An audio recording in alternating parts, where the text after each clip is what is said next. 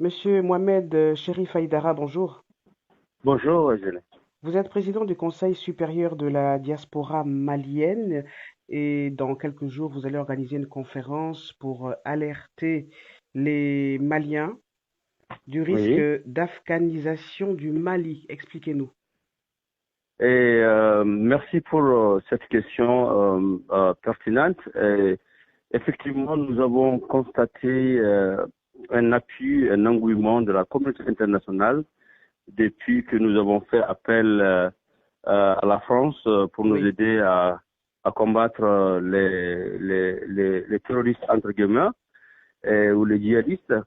Et à nos jours, nous avons eu 14 000 soldats de la MINUSMA, le plus grand contingent des Nations Unies au monde, avec son cortège de morts de 153 soldats qui sont morts. Il y a actuellement plus de 3 000 soldats français et européens. Et la France seule a perdu 23 soldats depuis 2012 à nos jours. hmm, Mais cependant, les tueries continuent.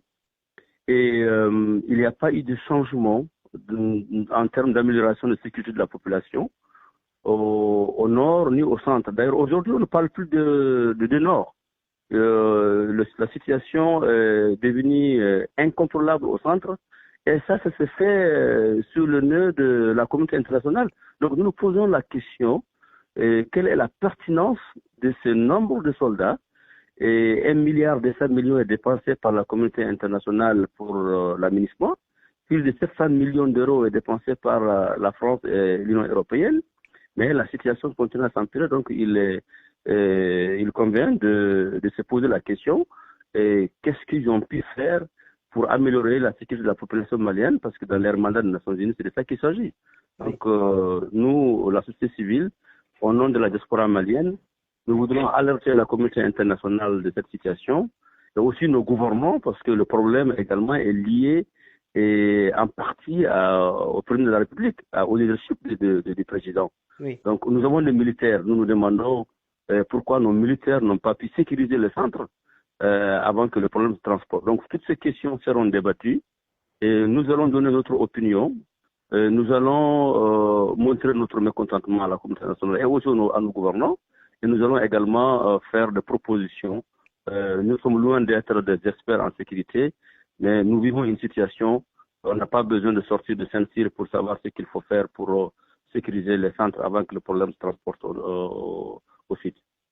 Vous voulez alerter en fait la communauté internationale, vous voulez aussi sensibiliser et responsabiliser les autorités maliennes, notamment le président élu, Ibeka, mais vous voulez aussi sensibiliser l'opposition, n'est-ce pas? Tout à fait, parce que nous avons une importance dans la résolution de problèmes sociaux à l'intérieur du pays. Nous sommes un tiers des Maliens qui vivent à l'extérieur et chaque Malien a une influence sur un ou deux membres de sa famille. Oui, Nous apportons 15%, plus de 15% des PIB. Et rien que les 2018, les envois de remittance de Maliens établis à l'extérieur dépassent les 800 milliards. Ça dépasse largement l'aide au développement de tous nos partenaires réunis. Donc nous pensons que notre implication à ce stade de la crise permettra d'avoir une nouvelle approche. Et s'il est intégré par le président de la République et les personnes à qui il a confié la gestion, on pourrait certainement avoir une meilleure approche sécuritaire et surtout sensibiliser la population parce qu'il n'y a pas de sécurité sans une collaboration avec la population du terroir. Quand vous entendez un État fort, c'est un État qui a une police forte, qui a un renseignement fort. Et sans renseignement fort, on ne peut pas avoir ni une armée forte, ni une police forte. Donc nous, notre implication en tant que diaspora permettra à la population du terroir de comprendre que la sécurité du Mali, c'est l'affaire de tout le monde. Il faut qu'ils coopèrent avec nos soldats, nos policiers qui sont sur le terrain afin de leur permettre de donner des informations à temps.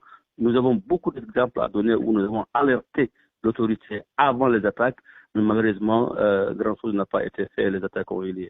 mm. Un message pour terminer à ceux qui nous écoutent. Voilà, je dirais à tous ceux qui nous écoutent de comprendre que nous apprécions énormément pour tous ces soldats qui sont de toutes les nationalités et qui consacrent leur vie à aider le Mali et à retrouver sa sécurité. Nous compatissons avec tous ceux qui sont morts pour la cause du Mali et nous, Inch'Allah, on ne ménagera aucun effort pour les aider à nous en sortir. Et la question du Mali aujourd'hui est une question qui concerne l'ensemble de la communauté internationale, mais surtout les Maliens d'abord, et principalement les Maliens de la diaspora. Donc, ils doivent savoir qu'ils sont concernés au premier titre.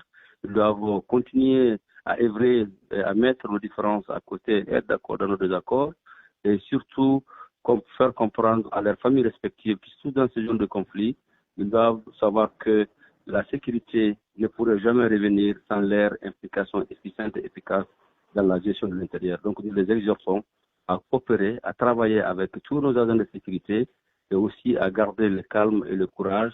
Que la communauté internationale a pris conscience et ils ont compris la limite du programme qui a été mis initialement et nous ferons en sorte que ça change afin qu'on retrouve la paix et la sécurité sur tout l'état du territoire malien. Monsieur Mohamed Cherif Haïdara, je rappelle que vous êtes président du Conseil supérieur de la diaspora malienne. Je vous remercie. C'est moi qui vous remercie, Jenny.